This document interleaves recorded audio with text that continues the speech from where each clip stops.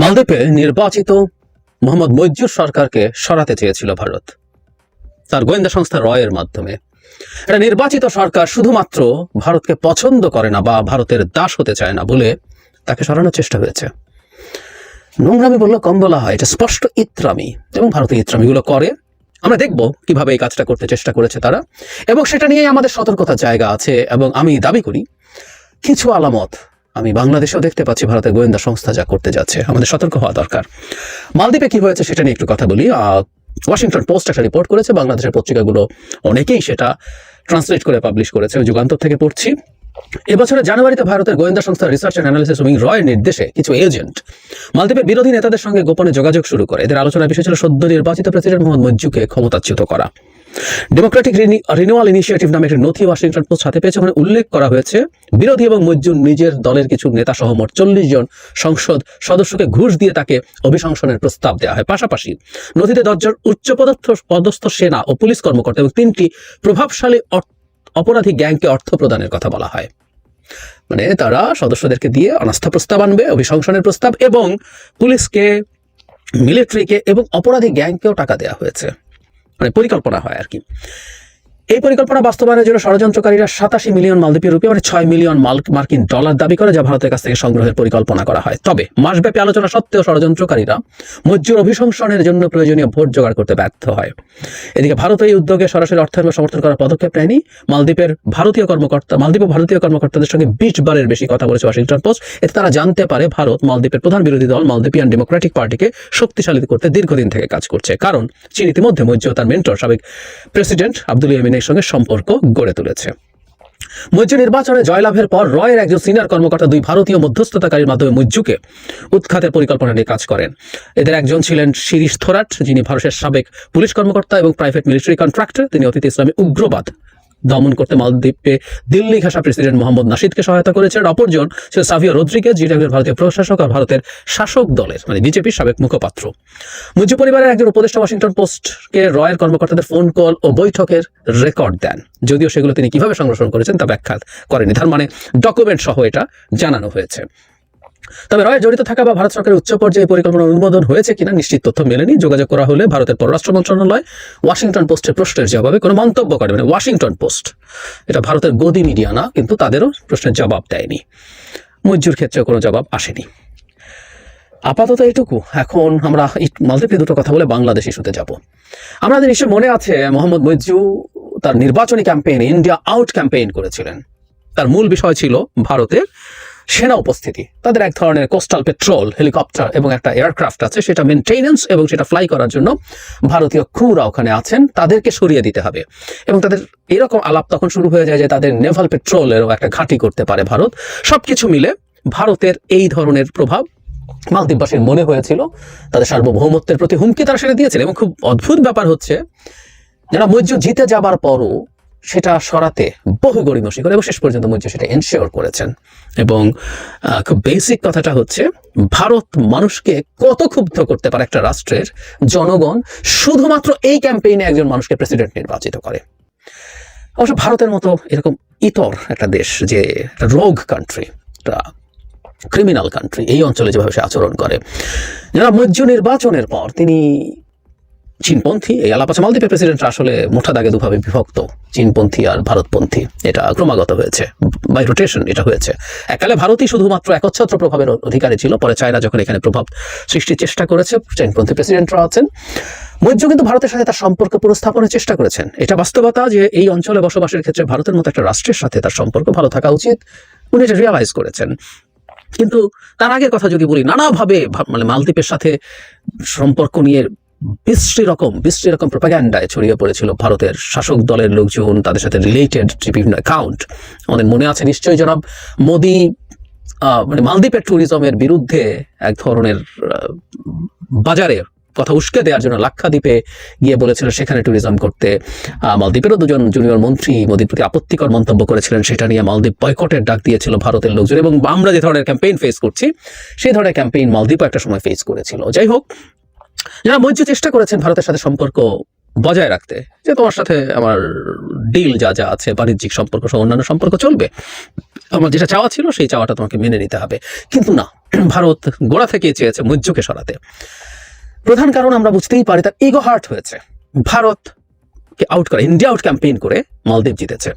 আজকে আলোচনার সুযোগ খুব বেশি নেই। মালদ্বীপের জনসংখ্যা টংখ্যা দেখে কেউ বলেন যে মালদ্বীপ একটা খুবই ছোট দেশ, 6 লাখ মানুষ, ও কি হবে না হবে, খুবই ছোট্ট আয়তনের দিক থেকে। কিন্তু মালদ্বীপ যে সমুদ্র এলাকা, এটা লম্বালম্বিভাবে ম্যাপে একটু দেখে নেবেন, এটা লম্বালম্বিভাবে সমুদ্রে যেভাবে অবস্থিত, এটা অত্যন্ত গুরুত্বপূর্ণ একটা সি রুটকে রিপ্রেজেন্ট করে। এটা স্ট্র্যাটেজিক্যালি খুবই ইম্পর্টেন্ট একটা দেশ। কিন্তু এই যে মৈত্র ইলেকশন গোটা পৃথিবীতে ভারতের খুবই নেগেটিভ ব্র্যান্ডিং করেছে।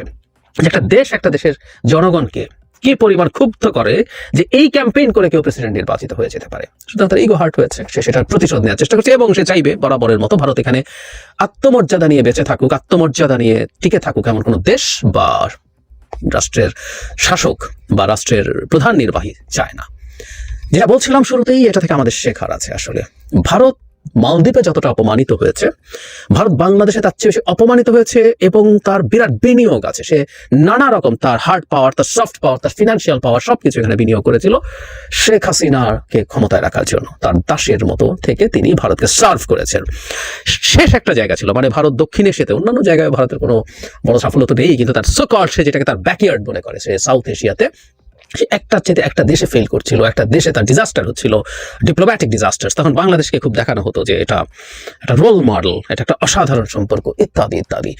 কিন্তু সেখানে যখন পতন হলো, ভারতের ডিজাস্টার হয়ে গেছে। এটা শুধু তার ইগো না, তার যা সে পাচ্ছিল শেখ হাসিনার কাছ থেকে সবকিছু একটা ফাইন মর্নিং সে দেখছে ওরকম ভাবে আর হচ্ছে না। সুতরাং সে চাইবে, সে আরো বেশি ক্ষুব্ধ আহত বোধ করছে বাংলাদেশে শেখ হাসিনার পতনের সাথে সাথে। শেখ হাসিনার পতন মানে ভারতের পররাষ্ট্র নীতির মানে একেবারেই পতন। আগেও বাংলাদেশ আসলে তার সাফল্য হিসেবে দেখানো উচিত না। ভারতে যদি জেনুইনলি মানে যারা সত্যিকার অর্থে জ্ঞান বুদ্ধি দিয়ে কথা বলেন, তারা বাংলাদেশে এতদিন পর্যন্ত শেখ হাসিনা টিকে থাকার সময় এটাকে ভারতের ডিপ্লোম্যাটিক সাকসেস বলার কারণ ছিল না। কিন্তু ওই যে কয়েকটা হাই কমিশনার ছিল, ফিনা সিকরি, পিনাক রঞ্জন, পঙ্কজ শরণ, এরা মিলে, হর্ষবর্ধন শ্রীংলা, মানে প্রায় বলি রামি ফান্ডের, রামির পেরোলে আছে, বেতন টেতন দিয়ে এরা এটাকে সাফল্য হিসেবে দেখাচ্ছে। এখন সেটুকুও গেছে। ফলে একই কৌশল ওখানেও ভাগিয়ে নেওয়ার চেষ্টা করা হয়েছে। যারা মজুদ দলে আছেন সাথে বিরোধীরা মিলে একসাথে।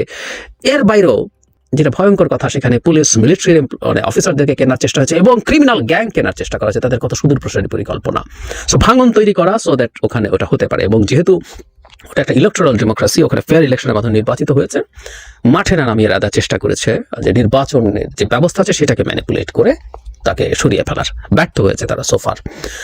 বাংলাদেশেও আমরা যেটা ধারণা করতে পারি যে আমাদের মধ্যে যে বিভেদ আমরা দেখছি, আমাদের মধ্যে বিতর্ক থাকবে, কিন্তু আমাদের মধ্যে যে বিভেদ আছে, একটা মেজর ফল্ট লাইন তৈরি হচ্ছে। আমি ধারণা করি এর পেছনে ভারত জড়িত, র ইজ ইনভেস্টিং নানাভাবে সে ইনভেস্ট করছে যাতে আমরা একটা ফল্ট লাইন তৈরি করি। আমরা খেয়াল করবো বহু মানুষ, সবাইকে আমি বলছি না রয়ের হয়ে কাজ করছেন, সত্যি আমি তেমন মনে করি না, কিন্তু অনেকেই আছেন যারা রয়ের হয়ে কাজ করছেন, যারা বাংলাদেশে এই ফল্ট লাইনটাকে বাড়াতে এবং সংঘাত তৈরিতে চেষ্টা করছেন। এটা খুব ভয়ঙ্কর। মানে দিনের শেষে আমাদের উদ্দেশ্য হচ্ছে একটা গণতান্ত্রিক ট্রান্সফরমেশন, যেখানে নির্বাচন হবে, নির্বাচনে রাজনৈতিক দলগুলো নির্বাচিত হয়ে মানে সরকার গঠন করবে এবং তারা দেশ চালাবে। সে ফেল করতে পারে, ফেল করলে সে নির্বাচিত হবে না তার পরের বার, এর মধ্যে নতুন কোনো দল উঠবে, তার ফেলিয়ারের উপর ভিত্তি করে সে মানুষকে যদি বিশ্বাস করাতে পারে সে তার চেয়ে ভালো কিছু করবে, সে ভোট পাবে, সে নির্বাচিত হবে। এভাবেই ডেমোক্রেটিক প্রসেস চলে। কিন্তু আমরা খেয়াল করবো ডেমোক্রেটিক প্রসেসটাকেই বাধাগ্রস্ত করার আলাপ সামনে আনা হচ্ছে বিপ্লবের নামে, সো কল্ড বিপ্লবের নামে। নানানভাবে রাজনৈতিক দলগুলোকে স্টিগমাটাইজ করার চেষ্টা করা হচ্ছে, রাজনৈতিক ট্রান্সফরমেশনকে স্টিগমাটাইজ করার চেষ্টা করা হচ্ছে। আমি এগুলো সবগুলো বাংলাদেশের স্বার্থের বিরোধী বলে মনে করি এবং বাংলাদেশের স্বার্থের বাইরে যেটা যায়, দেশের জনগণের স্বার্থের বাইরে যেটা যায়, সেটাই ভারতের পারপাস সার্ভ করে। এর মধ্যে আওয়ামী লীগের টাকা পয়সা আছে, আওয়ামী লীগের মধ্যে নিজে তার মতো করে চেষ্টা করছে, আবার ভারতের সাথে যৌথ প্রযোজনায়ও সে একই কাজ করার চেষ্টা করছে। আমরা নিশ্চিত থাকতে পারি ভারত এখানে সিরিয়াসলি অ্যাক্টিভ। সে তার পরাজয় কোনো না কোনোভাবে তার প্রতিশোধ নেওয়ার জন্য বসে আছে, নানাভাবে নানা ফর্মে, তার জায়গা থেকে রাষ্ট্রীয়ভাবে অন্য রাষ্ট্রকে নিয়ে, এমনকি বাংলাদেশের অভ্যন্তরীণ ক্ষেত্রে কাজ করে। ঠিক মালদ্বীপে যা হয়েছিল, বিভক্ত করে সরিয়ে নাও। এবং একটা বাংলাদেশ যেহেতু নির্বাচিত সরকার এখন নেই, ভবিষ্যতে হয়তো নির্বাচিত সরকারের ক্ষেত্রে এই ধরনের কোনো চেষ্টা করবে, কিন্তু এই মুহূর্তে তাহলে যেটা করার আছে সেটা হলো বাংলাদেশের এই সরকারকে খুব সিরিয়াসলি আনস্টেবল করে তোলা, আনস্টেবল হয়ে যাতে বাংলাদেশ নির্বাচনের দিকে এগিয়ে যেতে না পারে। কারণ বাংলাদেশ নির্বাচনের দিকে এগিয়ে যাবে এবং বিএনপির মতো একটা বড় দল এখন পর্যন্ত হিসাবে যেটা জিতে ক্ষমতায় আসবে, যেটার গ্রাসরুট পর্যন্ত সমর্থক আছে, কর্মী আছে, সেরকম শক্তিশালী একটা সরকার বাংলাদেশে থাকবে, যে আবার শেখ হাসিনার মতো ভারতের পা চাটবে না, ভারতের দাস বা দাসী হবে না, সেটা ভারতের জন্য মেনে নেওয়া খুব কঠিন। সুতরাং ভারত সামনের দিনগুলোতে আরও অনেক অ্যাক্টিভ হয়ে উঠবে, এবং কেউ কেউ মনে করেন, উইচ ইজ নট রং, আমরা ওভার এস্টিমেট করবো না 20 জানুয়ারির পর যখন ট্রাম্প ক্ষমতায় আসবে, যখন ডক্টর ইউনূসের ওপরে যে ছায়াটা আছে ডেমোক্র্যাটদের, বিশেষ করে বাইডেন সরকারের, সেটা যখন সরে যাবে, আমেরিকা নিজ থেকে খুব ঝামেলা না করলেও মোদির ঝামেলাকে আমেরিকা যে নিউট্রালাইজ করার চেষ্টা হবে, এটা কম হওয়ার যৌক্তিক সম্ভাবনা আছে, তখন এই সময়গুলো বাড়বে। সুতরাং আমাদের এই সময়গুলোতে খুব সিরিয়াস থাকা উচিত হবে, এবং আমরা যারা শেখ হাসিনার বিরুদ্ধে লড়াই করেছিলাম, তারা জেনে বা না জেনে ভারতের রয়ের পাতা ফাঁদে যেন পা না দেয়। মালদ্বীপ আমাদেরকে অ্যাটলিস্ট এই শিক্ষাটুকু দিক।